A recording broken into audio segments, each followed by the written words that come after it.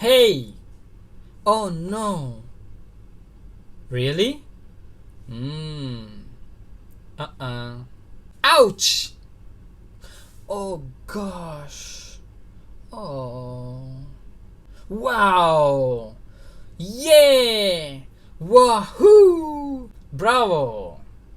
Oops! Oopsies! Do you like it, हाँ? जोर तो मची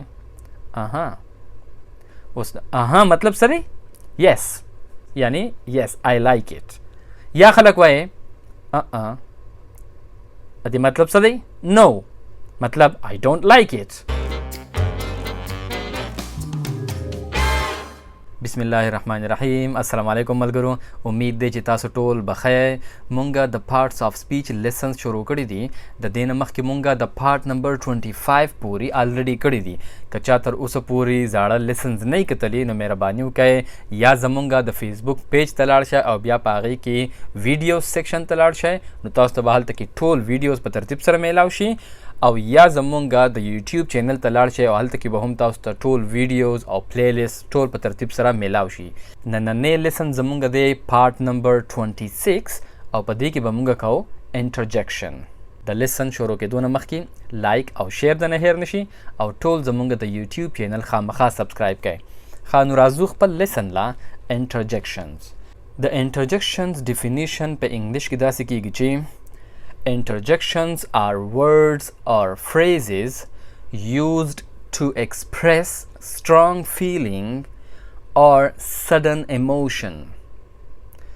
د دې خبرې مطلب دا دی چې interjections هغه الفاظو ته ویل کېږي هغه ټکو ته ویل کېږي یا هغه یو ټکی هم کېدی شي او هغه فریز هم کېدی شي فریز مطلب چې یا د دوو یا د دریو ټکو نه هغه فریز جوړ شوی وي نو هغه ټکی او یا هغه فریز چې کوم مونږه هله استعمالو چې کله مونږ چاته د خپل احساساتو د فیلینګ یعنی سترانګ فیلینګ یعنی زمونږ چې کوم احساسات وي د هغې په باره کې مونږ چاته اظهار کو د خپلو احساساتو اظهار کو او یا اور سډن ایموشن او یا اچانک زمونږ داسې جذبات راوچت شي د یو څیز په باره کې یا مونږ ډېر خوشحاله شو یا مونږ ډېر خفه شو یا مونږ ډېر سرپرایز شو نو د هغه جذباتو چې مونږ په کم ټکو سره اظهار کوو نو هغه ټکو ته ویلی کېږي انټرجیکشنز مثال په طور زوی مچی اوی یا زوی مچی هی او یا زوی مچی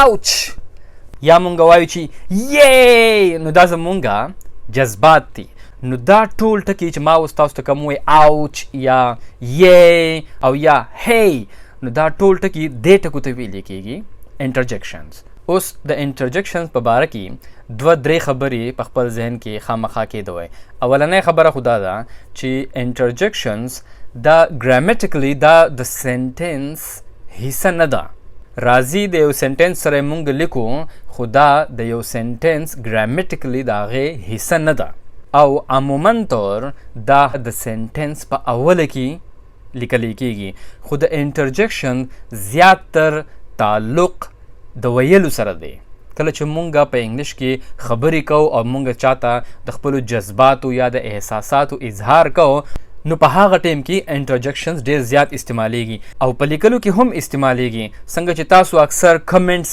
لیکئ نو په هغه ټیم کې هم تاسو لیکئ که نه چا څه ډېر زبردست کار کړي او خلک ورته وایي واو نو بیا لیکلي WOW واو یا چا لیکلي اوف نو دغه شانتي دا ټول ټکي دا ګوره مونږ خپلو د جذباتو یا د احساساتو اظهار کوو دغه شانتي نو دغه شانتي دا انټرجیکشنز لیکلی کېږي او په لیکلو کې صرف دا یوه خبره بله یاد ساتئ چې د دې سپیلنګز اکثر خلک بدل لیکي چې چا څنګه ولیکلو خو په انګلیش کې چې کم زیات تر استعمالیږي نو کوشش پکار دی چې خلک هم هغه شان سپیلنګز ولیکي لکه واو تاسو ته ما وویل اوس د واو سپیلنګ دی WOW خو تاسو که خیال کړی چې اکثر مونږ واو لیکو نو مونږ اکثر واو داسې لیکلی چې WOW څلور پنځه W مو سره لیکلي یا اوف چې چا لیکلي نو UFFFFF نو سپیلنګ خلک زیات تر په خپلې مرضۍ سره لیکي خو د ټولو نه زیاته ضروري په لیکلو کې دا خبره ده چې کله هم مونږ انټرجیکشن په سنټنس کې استعمال کو نو د انټرجیکشن نه پس مونږ دا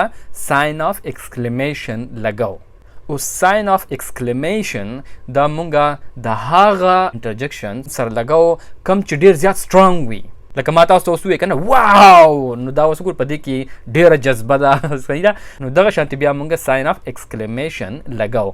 خو که فرض کا جذبات او احساسات ډېر زیات شدید نه وي، نو په هغه ټایم کې بیا زیات خلک ساین آف ایکسکلیمیشن نه لګوي، د هغې په ځای باندې فل سټاپ هم لیکلی کېږي او کامه هم لیکلی کېږي.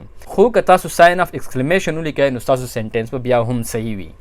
اوس په هر ژبه کې د جذباتو د اظهار کولو دپاره خپل خپل الفاظ استعمالیږي. اوس په پښتو کې هم مونږ مختلف قسم الفاظ استعمالو. مونږ وایي واه، اوس واه ټکې مونږ استعمالو، نو دا زمونږ د جذباتو یا د زمونږ د احساساتو اظهار دی.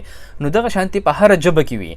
خو مونږ اوس انګلیش زده کوو، نو مونږ به د انګلیش الفاظ زده کوو چې په انګلیش کې خلک کم الفاظ په کومه موقع باندې استعمالوي. تاسو د پښتو کم انټرجکشنز چې په کومه طریقه چې خلک د خپلو جذباتو یا د احساساتو اظهار کوي، نو هغه تاسو په انګلیش کې نشئ کولی، ځکه چې تاسو کله چا انګریز ته د خپلو جذباتو یا د احساساتو اظهار د پښتو په ټکو کې وکړئ، نو هغه خو په هغې باندې به نه پوهېږي. نو پکار چې تاسو د انګلیش ټکي زده کوئ. اوس په انګلیش کې د مختلفو حالاتو او د واقعاتو مطابق مختلف انټرجکشنز استعمالیږي. مثال په طور تاسو په یو ځای کې ناست یئ او یعنی ډېر د یو چا ډېر تنګ کړی، صحیح ده، یا ماشومانو ډېر زیات شور راغستی، سړی انویډ شي که نه، نو هغې ته ویل کېږي انوینس. انوینس مطلب چې څوک ډېر زیات څه نه تنګ شي، صحیح ده. نو په هغه ټایم کې په انګلیش کې بیا زیاتتر دا انټرجکشن استعمالیږي، اوی او یا هی ډونټ رن اراوند، هی منډې مه وهه. نو دغه شانتي انټرجکشن استعمالیږي. اوس دا خبره هم یاد ساتئ چې کم انټرجکشنز مونږ کله هم استعمالو، که هغه په هره ژبه کې هغه په هغه کس باندې ډیپینډ کوي چې کم کس هغه انټرجکشن استعمالوي، چې هغه په کم انداز کې استعمالوي، په کومه لهجه کې استعمالوي. ټکي اکثر هم یو ټکي وي، خو هغه 3-4 قسمه استعمالیدی شي. ټکي هماغه یو وي، خو هغه په هغه لهجه باندې منحصره ده چې خلک د هغې نه څه مطلب واخلي. مثال په طور ما تاسو ته اوس دا یو ټکي ووایي هی، نو اوس دا هی خو انوینګ دی که نه، څوک د څه نه تنګ چې خلکو ته وایي هی په قلاره کښېنه مړه. نو اوس دا هی هم دغه سپیلنګ دی HEY، صحیح ده. اوس دا هی مونږه د ګریټینګز دپاره هم استعمالو، هی چاته سلام کې د لرې نه، مثال په طور هی، اوس ماغه هی دی، خو ګوره زما د ویلو په انداز کې د هغې فرق دی. نو مخامخ کس ته به زما د انداز نه پته لګي چې ما دا انټرجکشن په کم رویې سره استعمال کو. یا مونږ داسې هم وایو که نه هی هی هی هی هی، څوک په څه باندې لکه ډېر زیات د یو څیز پته ورته ولګي یا د یو خبرې پته ورته ولګي یا خوشحاله یي داسې په یو خبره باندې، نو خلک یا بل کس هسې په مذاق کې تنګی، نو خلک ورته وایي هی هی هی هی هی. نو ګوره هماغه هی دی 4 پیرې مې ووهې، د هغې نه بل مطلب جوړ شو. نو زما پوینټ دا دی چې کوم هم دا انټرجکشنز په کومه موقع باندې استعمالیږي، نو پکار دی چې مخامخ کس ته ستا د انداز نه مکمل پته ولګي چې تا کوم انټرجکشن ولی استعمال کو، صحیح ده. ښه دغه شانتي چې فرض کا چاته د یو څیز د وجې نه تکلیف ورسي، اوس زه خوږ شم په څه باندې مثال په طور، نو خلک په هغه ټایم کې بیا څه وایي اوچ، صحیح ده. په انګلیش کې بیا دا استعمالیږي اوچ، او یا مونږ دا هم استعمالولی شي او، سړی خوږ شي که نه. په پښتو کې هم زما په خیال چې او خو په پښتو کې هم استعمالیږي، خو دا اوچ په انګلیش کې استعمالیږي، په پښتو کې زما په خیال چې خلک نه استعمالوي. دغه شانتي چې چاته څه صدمه ورسي، څه تکلیف ورسي، نو په هغه ټایم باندې هم یا تا ته پته ولګي چې یاره په چا باندې تکلیف تېرېږي، نو په هغې باندې یا خلک خفه شي په هغه ټایم باندې، یا ډساپوینټډ دي، نو په هغه ټایم کې خلک استعمالوي اوهو. څوک درته خبره وکړي او هغه لږ د خفګان خبره وي، نو په هغه ټایم کې خلک وایي اوهو. اوس دلته کې یو پوینټ درته زه بل هم وایم چې کوم دا انټرجکشنز دي، نو په دې کې ځینې انټرجکشنز داسې چې هغه د یو ټکي طرف ته اشاره کوي. مثال په طور تاسو له څوک یو څیز درکړي او تاسو ته وایي چې یو لایک اټ، ها ستا دا خوښ دی، ها. اوس دا ها پکې هغه انټرجکشن په اخره کې استعمال کو. اوس د دې نه به تا ته پته لګي چې هغه ستا نه په کوم انداز کې دا تپوس کوي، یا هغه ستا نه دا تپوس داسې هم کولی شي یو لایک اټ، صحیح ده. ها هماغه ټکي دي، خو د لهجې نه پته لګي چې هغه په کوم انداز کې تپوس کوي. اوس مونږ د دې سوال جواب په خبرو کې هم ورکولی شو او مونږ داسې هم ورکولی شو. که فرض که زما نه هم دغه تپوس شي چې ډو یو لایک اټ، ها زه ورته وایم چې اها. اوس اها مطلب څه دی؟ یس، یعنی یس آی لایک اټ. یا خلک وایي دې مطلب څه دی؟ نو مطلب I don't like it. نو دغه شانتي هم انټرجکشن استعمالیږي اوس په دې ټولو خبرو کې ها یا اها او یا دا ټول انټرجکشنز دي. صحیح ده. اوس چې کله تاسو د یوې خبرې یا د یو سیس په باره کې په شک کې نو په هغه ټایم کې خلک کم یو انټرجکشن استعمالوي.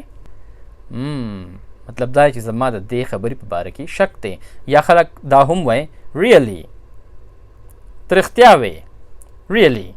نو اوس په دې ټایم کې دا ریئلی هم انټرجکشن استعمال شو. صحیح ده. دغه شانتي د خوشحالۍ د اظهار دپاره هم انټرجکشن استعمالیږي. دا خبره ډېره زبردسته ده. او یا خلک وایي چې سړی ډېر خوشحالي خلک وایي نو په هغه ټایم کې دا انټرجکشن شو. یا خلک وایي او دا هم انټرجکشن دی. یا که فرض که تاسو له څوک چېرته د خوراک څه څیز درکړي او ستاسو د هغې ذایقه بیخي خوښه نه وي، ډېر بېکاره ذایقه یي، خوند یې ډېر بېکاره یي، نو په هغه ټایم کې په انګلیش کې کوم یو انټرجکشن استعمالیږي؟ ایو. مطلب دا خو ډېر بېکاره دی، ایو. او یا دغه شانتي د خوراک دپاره تاسو له څوک یو څیز درکړي د څکلو دپاره تاسو یې وڅکئ او هغه ډېر زیات بېکاره یي، نو د هغې دپاره بل یو انټرجکشن هم استعمالیږي او هغه دی یک. مطلب دا خو ډېر زیات بېکار دی، یک. نو دا ایو او یک د دې مطلب سره چې دا مونږ د یو سیز یا د یو خبرې په باره کې مونږ منفي رای لرو خپله، زما نیګیټیو ریاکشن دی هغه کار ته. ښه اوس دغه شانتي د جوی دپاره یعنې سړی ډېر زیات خوشحاله شي، نو د هغې دپاره په انګلیش کې کوم انټرجکشن استعمالیږي نو هغه دی هورې. یا د جوی دپاره یعنې د ډېرې خوشحالۍ دپاره بل یو ټکي هم استعمالیږي براوو، یعنی ویل ډن، براوو. او یا مونږ وایو چې دا هم ټول انټرجکشنز دي د خوشحالۍ. او یا مونږ وایو چې واو، سړی ډېر زیات امپریس شي، متاثره شي د څه نه، څوک داسې یو کار کوي چې ستا په یقین نه راځي چې دی هم دا کار کولی شي، یا دومره زبردست یو سیز وي یا دومره زبردست یو کار کېږي سړی ډېر زیات سرپرایز شي، جنرلی سرپرایز شي، نو په هغه ټایم کې څه استعمالیږي؟ واو. یو بل یو ټکی دی دغه شانتي هغه دی وو. نو دا په هغه ټایم کې استعمالیږي. مثال په طور تاسو څه یو سیز وینئ او هغه په یو ډېر غټ مقدار سره موجود وي. صحیح ده. تاسو له څوک یو 20 سموسه په سخت باران کې راوړي او مخې ته درته کېږي، خلک وایي واو، مطلب دومره ډېرې. نو هغه هم استعمالیږي د خپلو احساساتو یا د جذباتو د اظهار دپاره. یو بل انټرجکشن استعمالیږي چې فرض کا اچانک د چا نه څه پرېوځي یا یو خطرناک کار وشي، نو په هغه ټایم کې خلک څه وایي او نو. او یا د چا نه مثال په طور کپ پرېوته او مات شو، خلک وایي اوپس. او که څوک ماشومان یي نو په انګلیش کې هغه وایي اوپسیز. نو دا ماشومان اوپسیز وایي زیاتر. او سړی کله سرپرایز شي نو هغه ټایم بیا خلک څه ویلی شي؟ او یا او. نو دغه شانتي دا هم انټرجکشنز ټول استعمالیږي. یا چې کله یخني وي او د ژمي موسم وي لکه نن سبا چې دی، نو خلک اکثر څه وایي اوس دا هم انټرجکشن دی، ځکه چې ته د خپلو جذباتو یا د احساساتو اظهار کې چې ډېر زیاته یخني ده، ډېر یخ دی، نو دغه شانتي دا هم انټرجکشن دی. یو بل انټرجکشن دی هغې ته ویلی کېږي گاش. اوس گاش هم 2-3 ځایه استعمالیدی شي، 2-3 قسمه مختلف دا معنی ورکولی شي. یو خو دا د هغې موقع دپاره هم استعمالیدی شي چې یو سړی ډېر زیات حیرانه شي، سرپرایز شي، گاش. ته څه څیز وینې او ډېر حیرانه شي، گاش.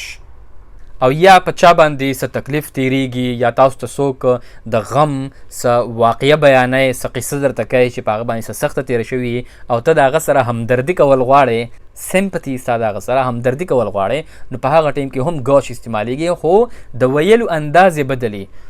گاش، او گاش. نو دغه شانتي مونږه د هغه سره سمپتي، د هغه سره د همدردۍ اظهار کوو. او ځینې انټرجکشنز داسې وي چې کله هم تاسو مثال په طور یو کار کوئ او ستاسو په ډېر زیات وخت ولګي او تکلیف هم درته پکې کېږي نه اخره کې وشي هغه کار، نو خلک وایي چې فیو.